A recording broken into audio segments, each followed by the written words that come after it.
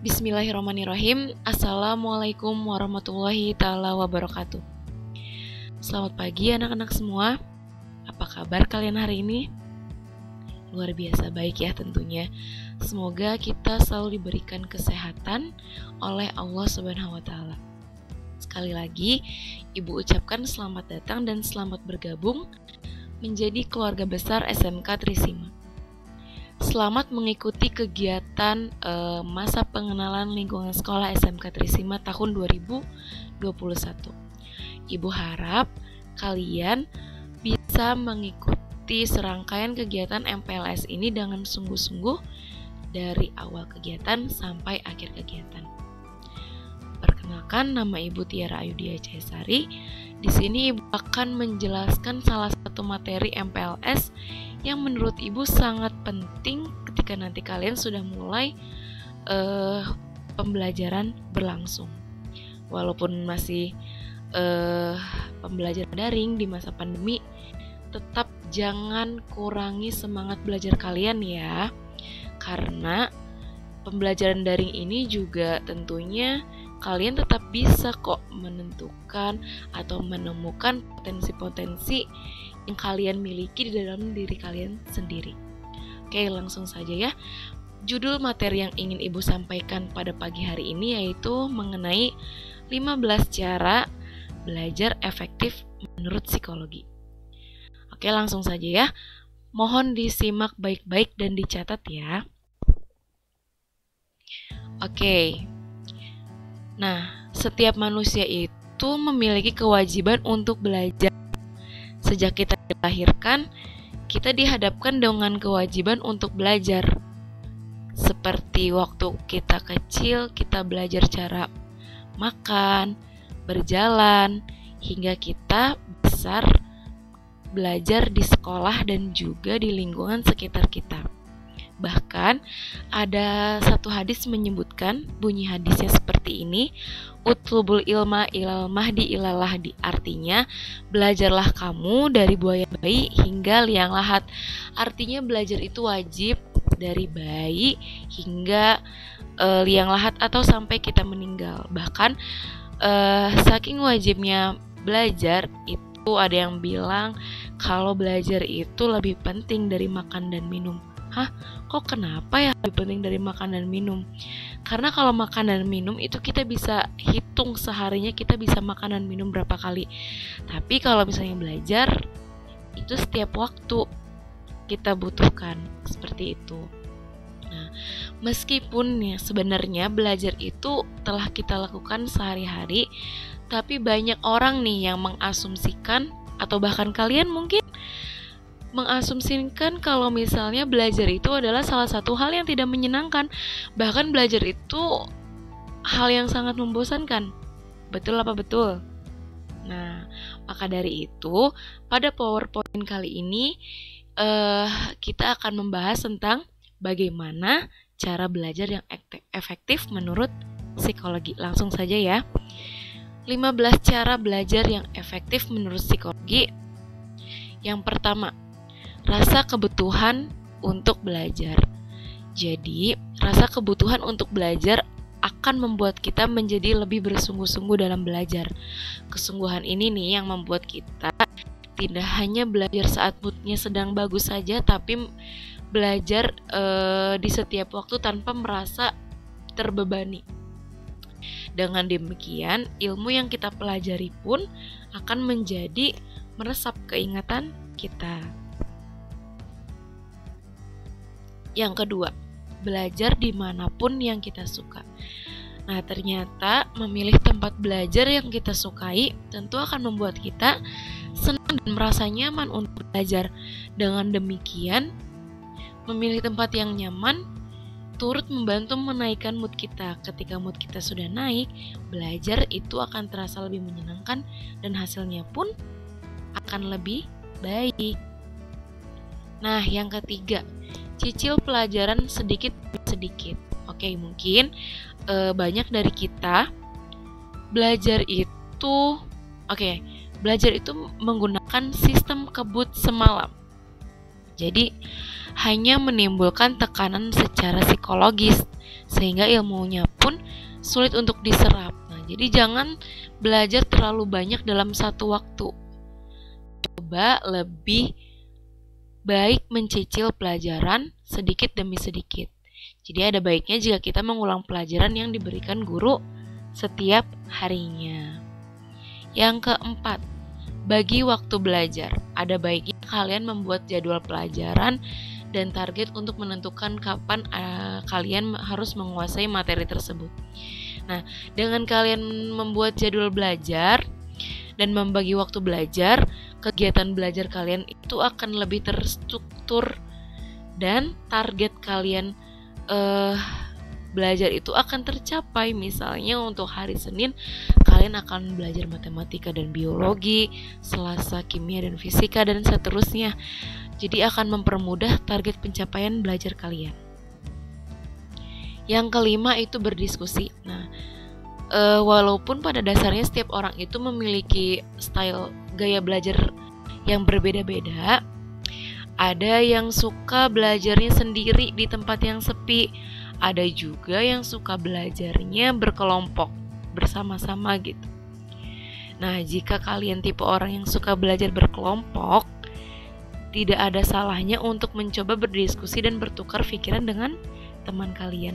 Karena dengan kalian berdiskusi dan bertukar pikiran, pasti ada hal-hal yang mungkin tidak kalian pikirkan, tapi teman kalian terfikirkan. Nah, dengan diskusi itu pasti terjadi tukar pikiran dan tukar ide. Yang keenam, cari cara membantu konsentrasi. Berkaitan dengan poin sebelumnya, gaya belajar orang berbeda-beda. Jika kalian suka musik dan lebih mudah gitu untuk fokus dengan diiringi musik, coba kalian belajar sambil mendengarkan musik. Atau mungkin tipe belajar kalian yang visual, jadi kalian itu baru bisa konsentrasi kalau misalnya kalian belajar di tempat yang pemandangannya bagus dan suasananya sepi. Mungkin bisa jadi seperti itu. Yang ketujuh, pahami dan jangan hanya menghafal. Nah, biasanya ini nih kalau misalnya pelajaran matematika ya salah satunya. Jadi kalian itu fokusnya hanya di menghafal rumusnya saja tanpa kalian paham sama materinya. Nah, sistem belajar mengajar saat ini dan lebih sering difokuskan itu pada penghafalan ya, bukan pemahaman. Padahal kalau misalnya kalian sekadar menghafal, itu tuh tidak efektif. Efektifnya hanya untuk jangka pendek dan waktu ujian saja. Jadi nanti jika kalian sudah selesai ujiannya, mungkin semester depan ditanya materi yang sama, akan cepat lupa. Oleh karena itu, alangkah baiknya jika kalian itu memahami materi.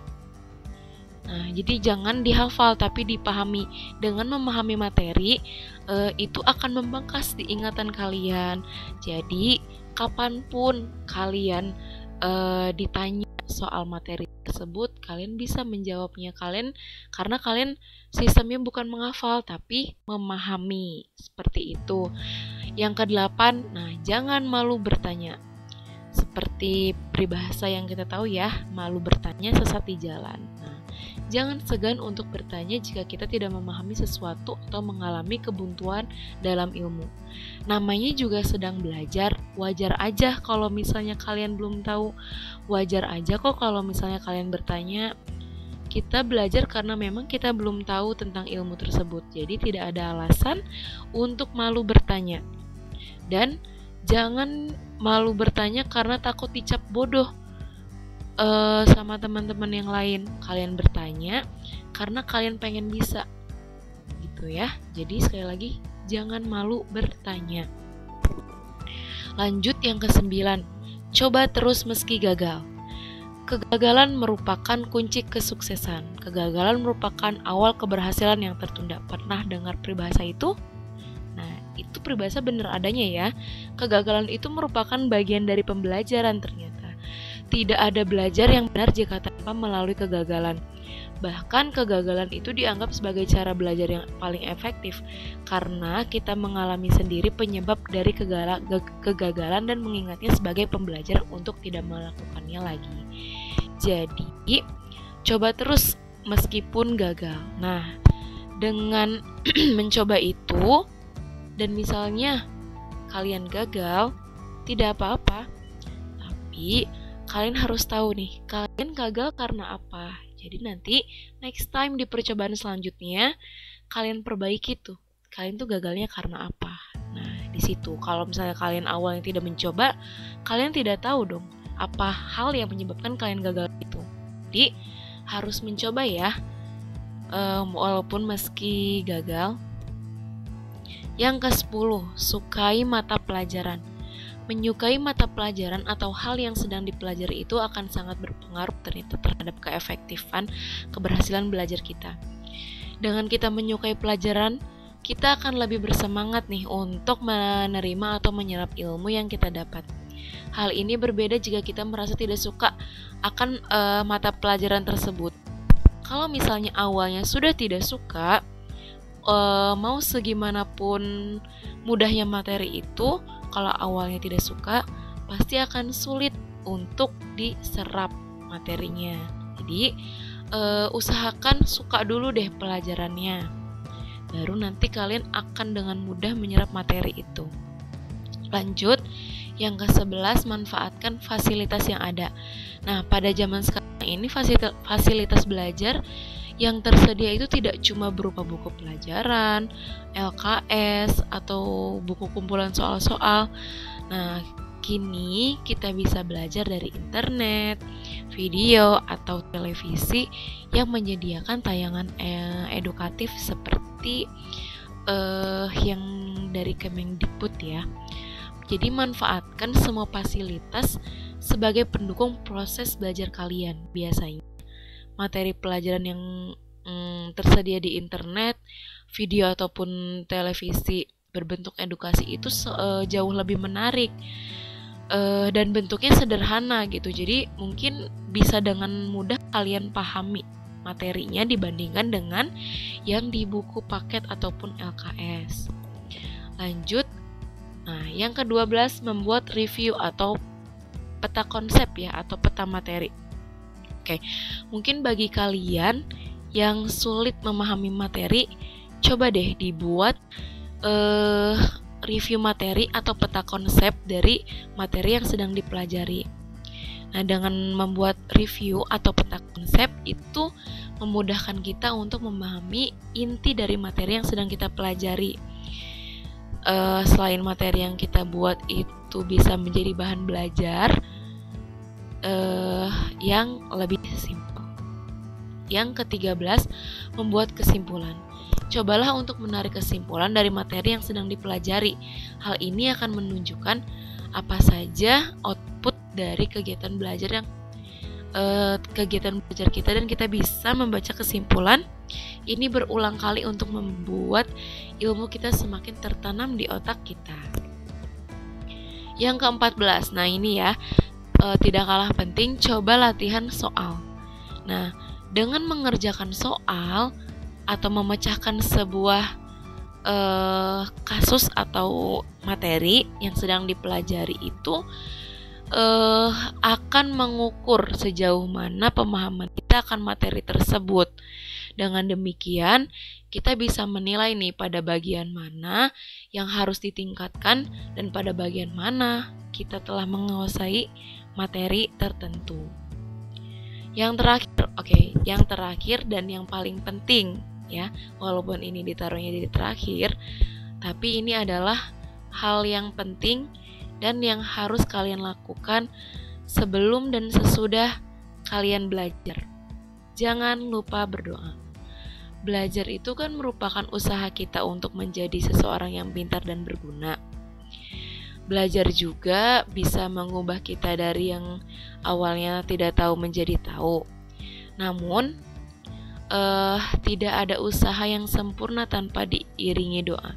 Ingat ya, ada istilah do it. Doa, usaha, ikhtiar, tawakal. Doa itu ada di pertama ya katanya. Oleh karena itu, jangan lupa berdoa sebagai pelengkap usaha kita, dan insya Allah akan membuat ilmu yang kita pelajari berkah dan bermanfaat untuk diri kita dan orang-orang yang di sekitar kita. Oke, mungkin itu ya 15 trik cara belajar efektif menurut psikologi.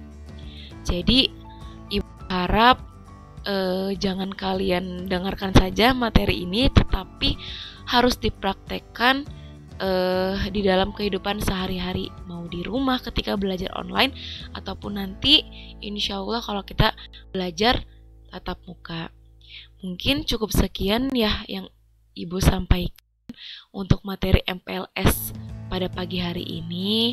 Mohon maaf apabila ada kata-kata yang kurang berkenan atau salah pengucapan. Ibu mohon maaf. Tetap semangat menjalani serangkaian kegiatan MPLS kalian. Sampai bertemu di pembelajaran selanjutnya. Wassalamualaikum warahmatullahi wabarakatuh.